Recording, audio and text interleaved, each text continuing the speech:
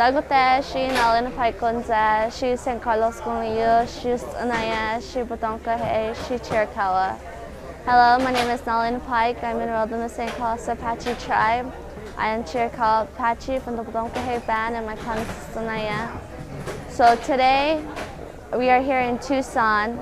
The Apache Stronghold has came together, and we are standing here.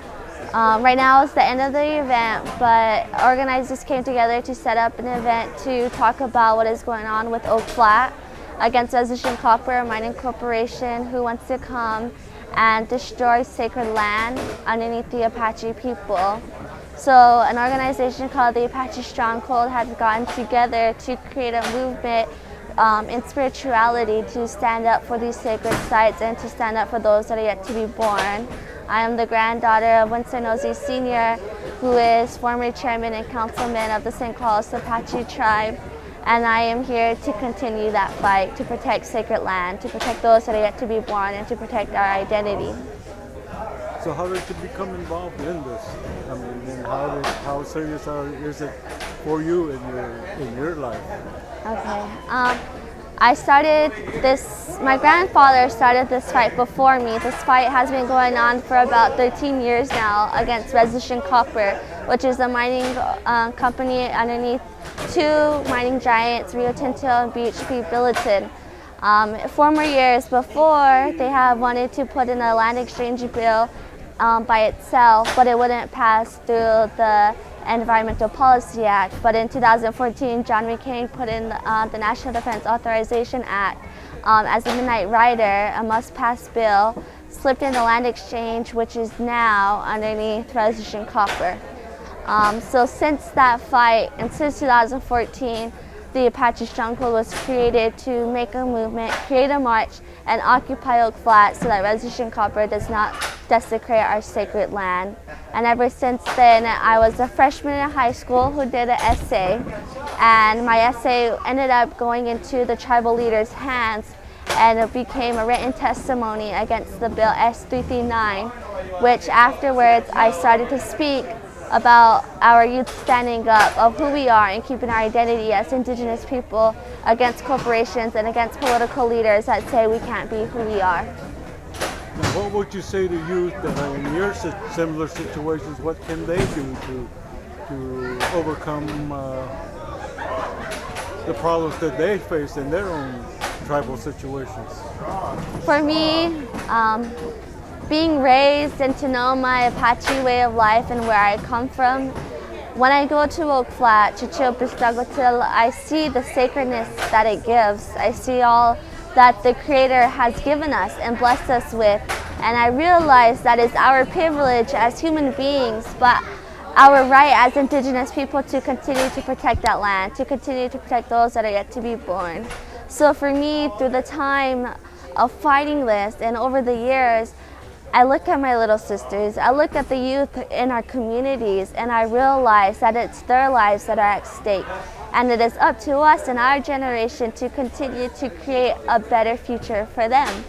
Because if it's not for us, they're going to live a worse life than we're living now.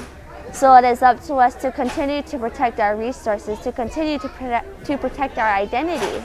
Because if we don't have our identity, and if we don't have the land, then we don't know who we are anymore. Our roots are gone as Indigenous people, and that is the one thing we as youth have an advantage of, is that we know our roots and we live on the land of where we come from.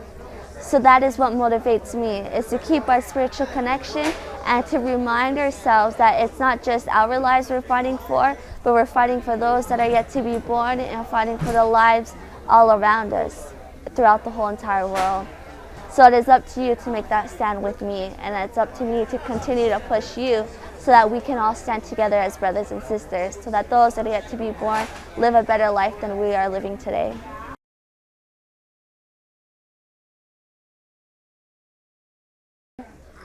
It was me being involved in the community.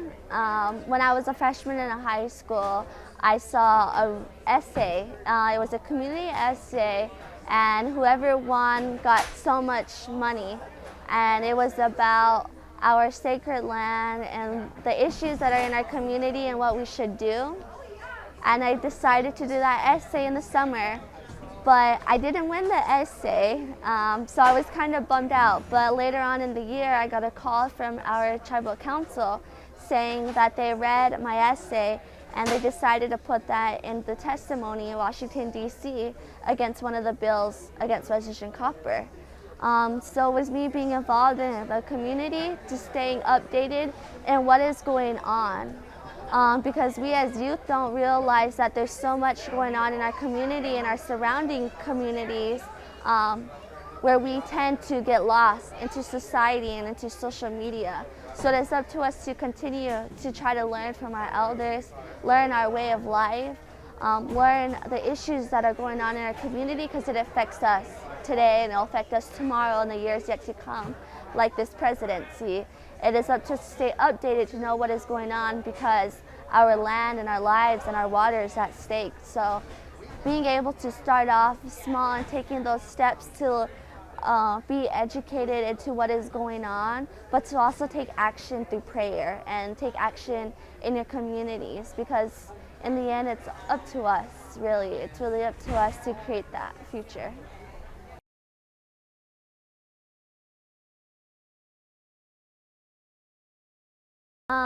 When I graduate this year in 2017 in May, I plan to go to Mesa Community College in the fall, transfer to ASU, and go to law school afterwards. I plan to do environmental law and business law so that in the end I can come back and help my people. This is only the beginning of all of us together as youth to make that stand, but it's up to us to think about our future. To come back and help our communities, because a lot of our tribal leaders and a lot of the leaders in our communities are older, so we're the next ones that need to stand up behind them so that our communities are able to push forward and be able to be self-sufficient.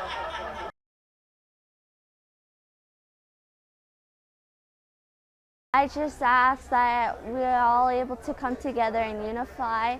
I think the true unification is to accept each other's differences and be able to stand side by side of one another, but to also be able to go back to our homelands of where we originally come from and to stand strong to our roots and our identity.